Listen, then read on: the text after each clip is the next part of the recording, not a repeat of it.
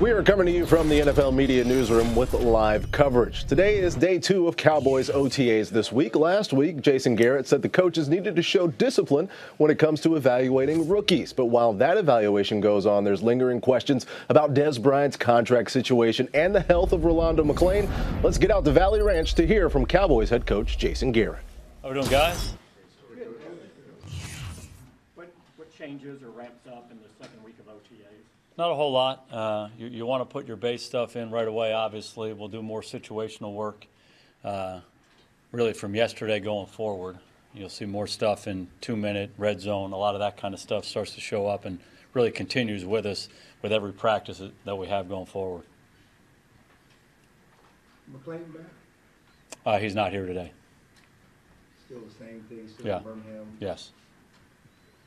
Would you prefer to have him here for rehab, et cetera, or not? We want all our guys to be here. You know, we recognize it's a voluntary stage, and we're very fortunate to have virtually every guy on our team here, and most of these guys have been here throughout the offseason program and in many cases before that.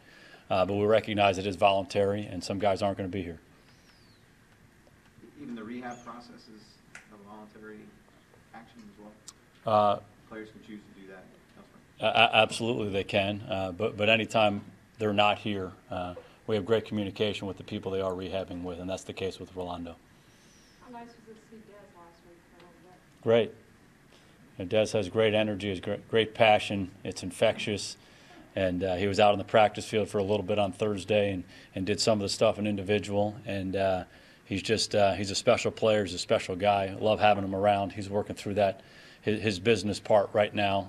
But it was good to have him out here. I know you want to have all your guys out here, but has this been good for Terrence Williams maybe to step up a little bit? It's really good for everybody when the lead dog isn't there. It's good for us to evaluate the guys who are behind them in a different role. They step up. If you're a 2, you become a 1. If you're a 3, you become a 2, that kind of a thing.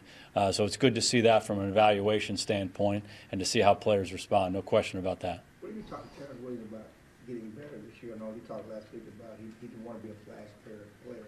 He said he was a flash player. He wants to be more consistent. Is that the focus for him? You know, I think that's a worthy goal for everybody. And oftentimes you'll see some rookies come into this league and do some things to make you to remind yourself as to why you drafted them. They do flash. They make some plays. They rush the passer and make a sack, or they're able to run down the field and make a play in the passing game, a great catch, you know, whatever it might be at their position.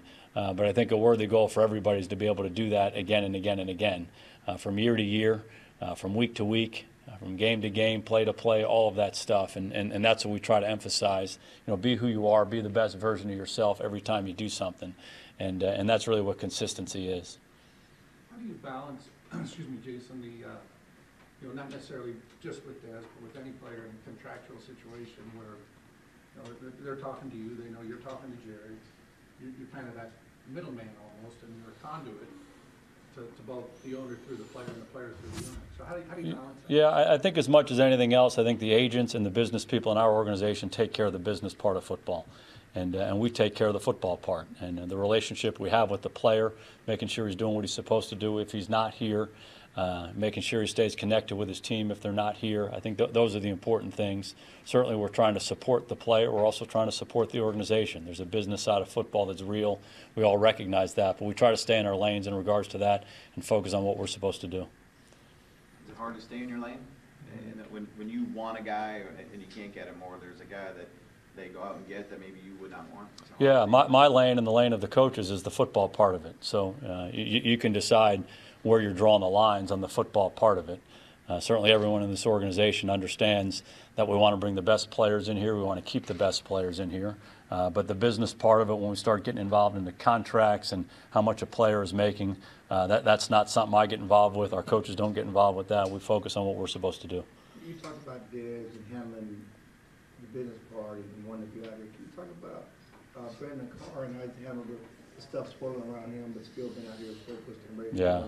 Again, I think that's an issue outside of our building. It's never been an issue with our football team. Brandon comes to work every day, a big part of our off-season program. Did a really nice job for us last year, and he just comes to work every day. And we try to create competitive situations for him and for everybody else, where we all can get better, and he's embraced that. So that's really that's the mentality, that's the culture that we live in. So any of that outside stuff is really not affecting anybody in our building. Do you have any idea if Dez will show up again this week or not? I don't know. The situation with Greg Hardy's sort of the opposite of Dez. He's here now with the prospect of having to sit a significant number of games when the season starts. What have you seen from him in terms of the way he works, and does that prospect get in the way of how he works at all now? He's done a really good job, and once we decided to sign him, we've certainly tried to embrace him in every way, and he's embraced the situation. He was here well before the off-season program got into full gear, and guys were in the weight room and out on the field working, and he embraced being a part of that once the off-season program started, and that's the reputation that he had from Carolina, from the people that we know, that he loves football, he's passionate about it, he works very hard at it, and that's what we've seen from him really with every opportunity he's had since he's been here. That's it from Jason Garrett. Players number 60 to number 51 revealed tonight on the Top 100 Players Countdown, presented by Schick Extreme 3 Ultimate, 9 o'clock Eastern Time only on NFL Network. Now it's time for Top 10 Quarterback Teases.